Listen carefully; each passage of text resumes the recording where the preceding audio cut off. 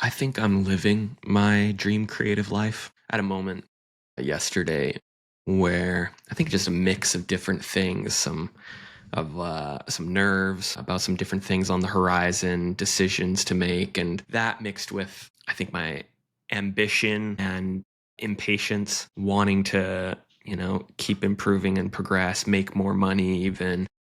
A lot of that was kind of like all merging and coming together where I just had this moment where I had to kind of recognize and realize that I've already reached a point and made a lot of the decisions that I needed to make in order to feel like I've made it.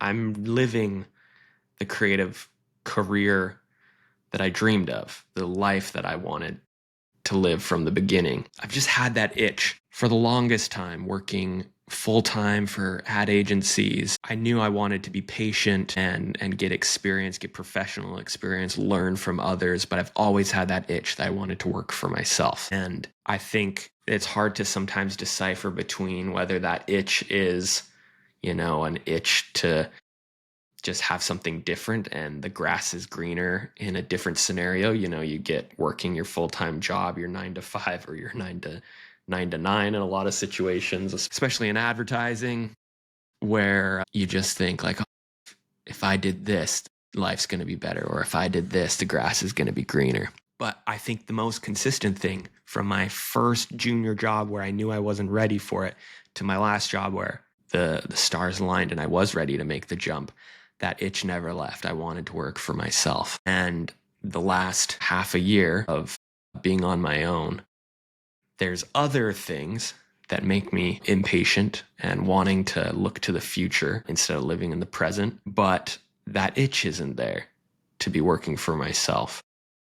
And so I'm realizing more and more, especially as things have gone well, and the anxiety of starting my own business and being unsure of whether we're going to, make ends meet, that's sort of dissipating. So that anxiety is gone. And I'm just able to now more realize that I am doing what I want to be doing. And that itch to be doing something differently isn't there as much. So I wanted to kind of describe my dream creative career and my dream creative lifestyle in case it resonates with you at all, because it's going to be different for a lot of people, especially depending on your discipline and your craft. But I think my discipline and craft can relate to a lot of other people's creative careers because art direction is a pretty generalist field.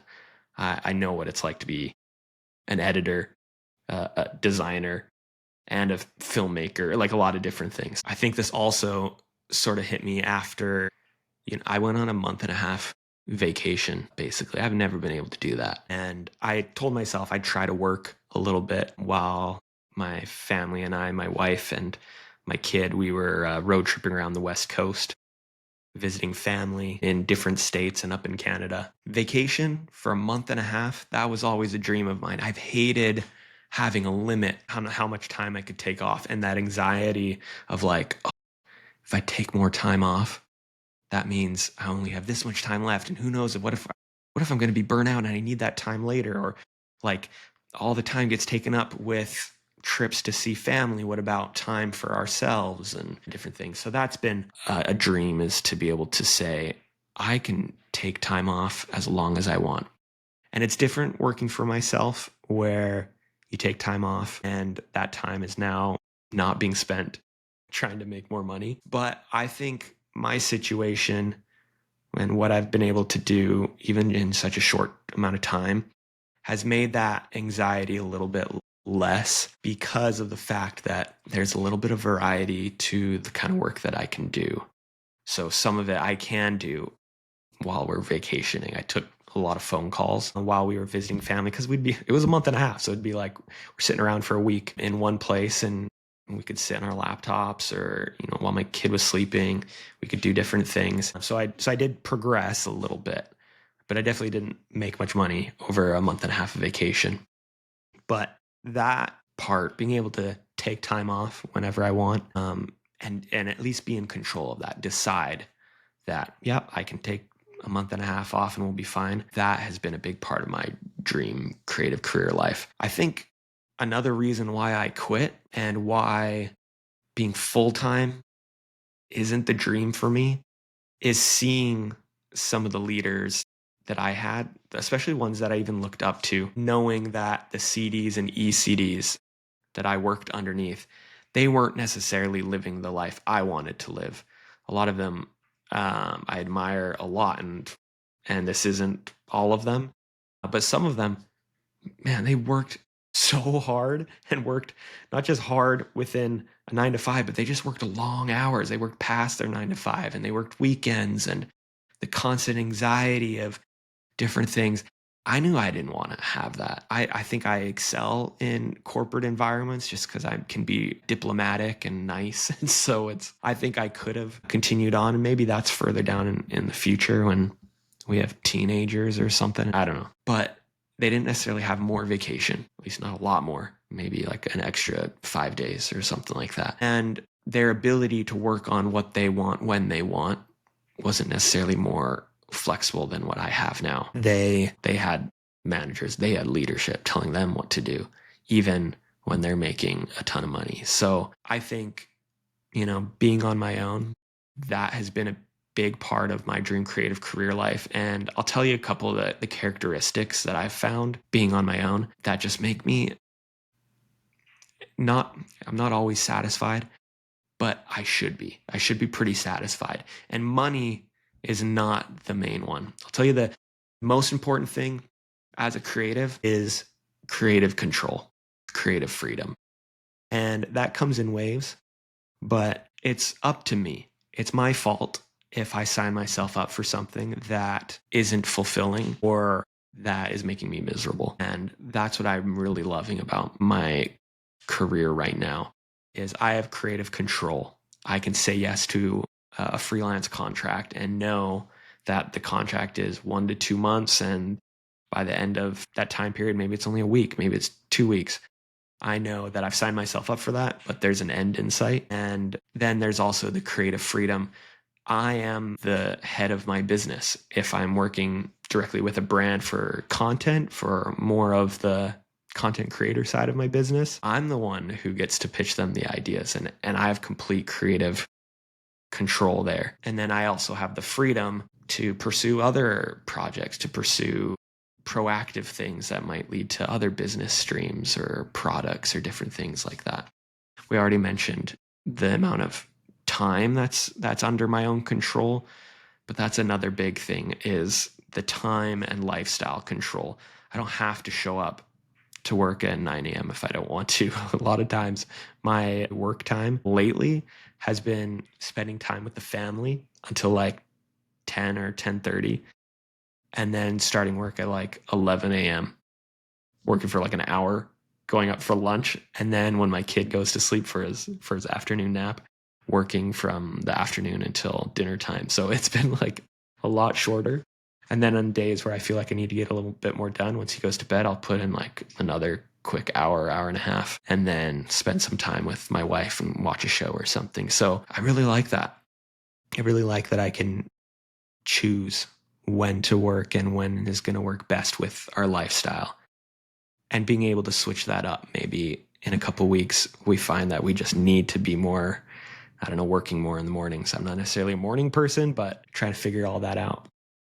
And then the variety of my career right now. I'm not only a creator, but I'm also still an art director. So I can take freelance gigs. I'm starting a creative director contract with a really cool agency on Monday where I'll be a creative director for them for the next 2 months, while also, on the side doing my creator business. And, there could be other things too in the future that I get to do. I love that variety. I get the benefit of picking a lane or being a specialist, but I just hate having to pick a lane or even just like sticking to one title or label. So I love that, my creator business, I get to work direct with brands that want to leverage me as a creator.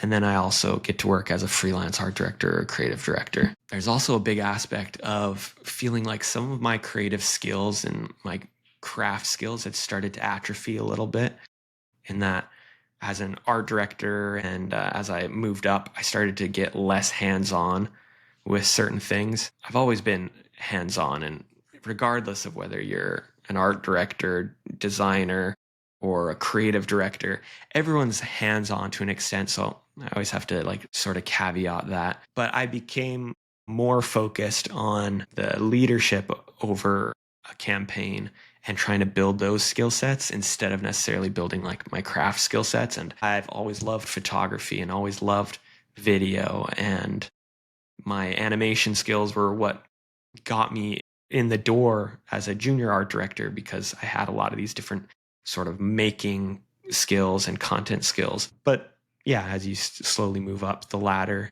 those skills become less necessary and you more guide others. So now, working for myself, I get to decide when I want to work on those skills or have a project where I focus on those skills or different disciplines like photography and video. I just hired an editor, my friend Nick Heslop, who's just beast.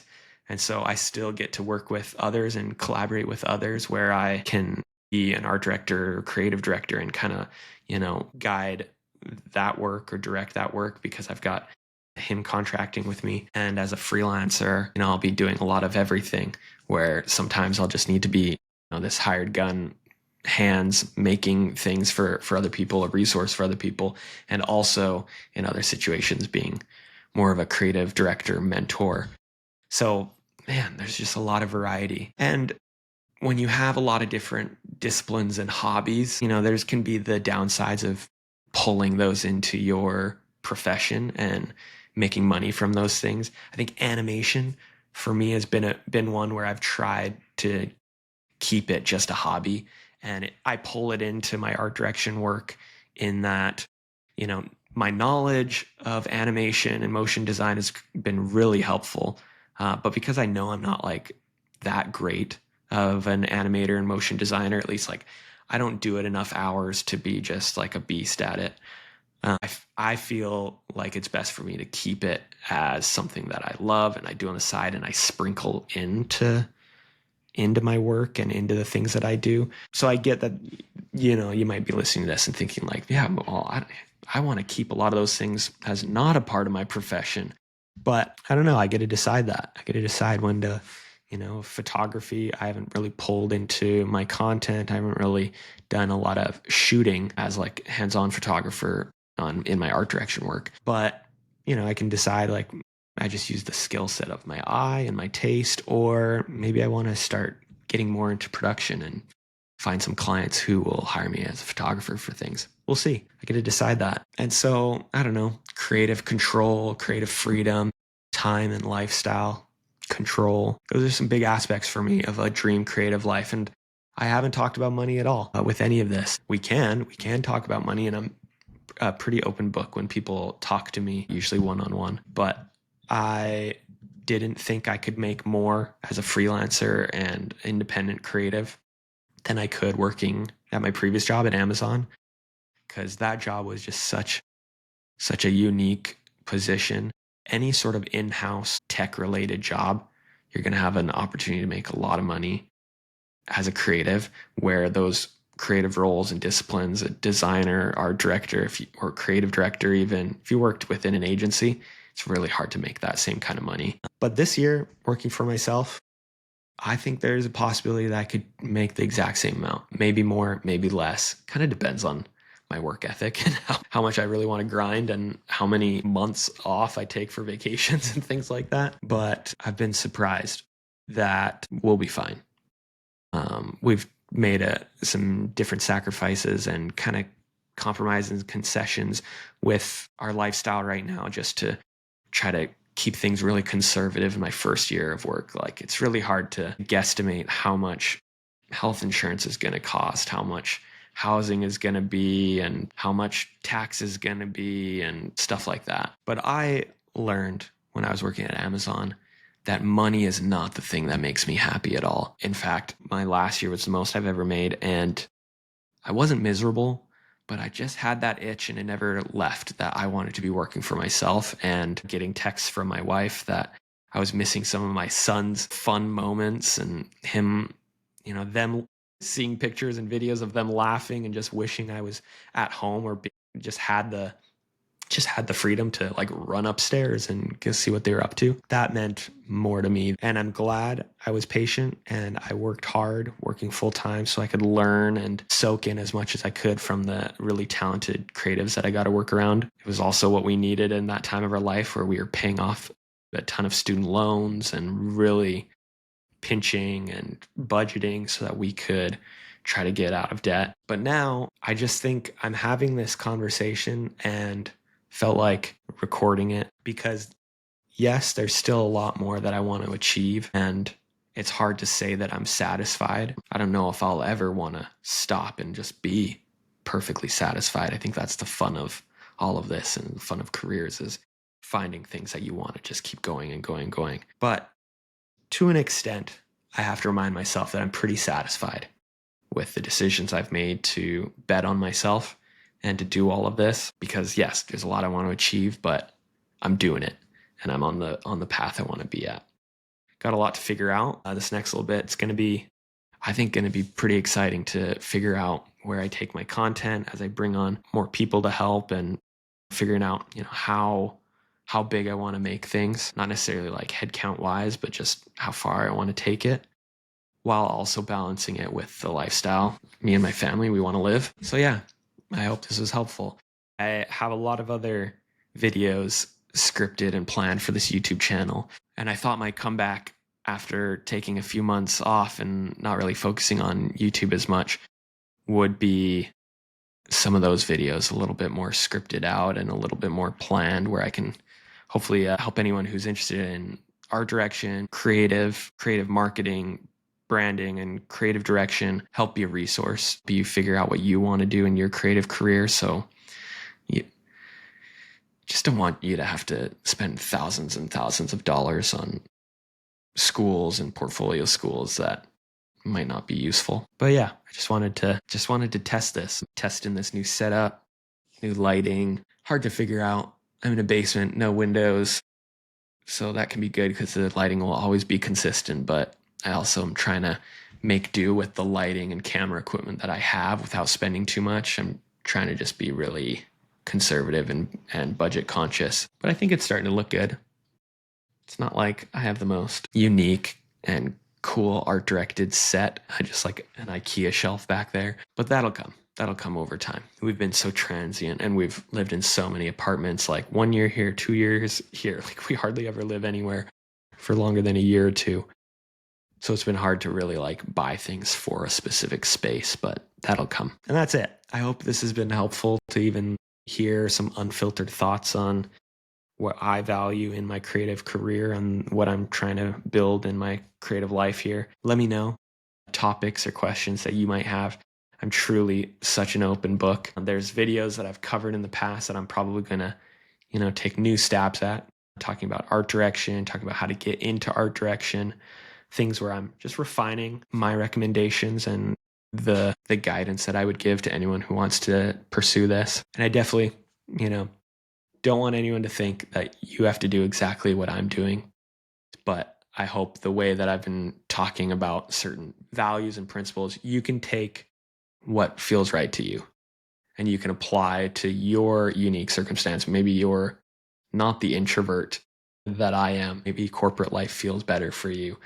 I think a lot of these sort of things, trying to pursue a dream creative career, is going to look really different for a lot of different people. But thinking through the different attributes and characteristics of your life and just weighing them.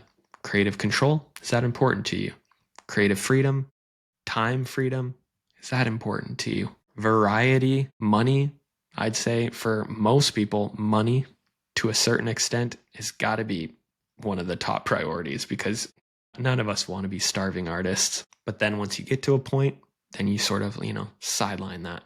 All these different things. There might be other attributes. Let me know in the comments what you think and, what questions you might have. And I'll catch you in the next video.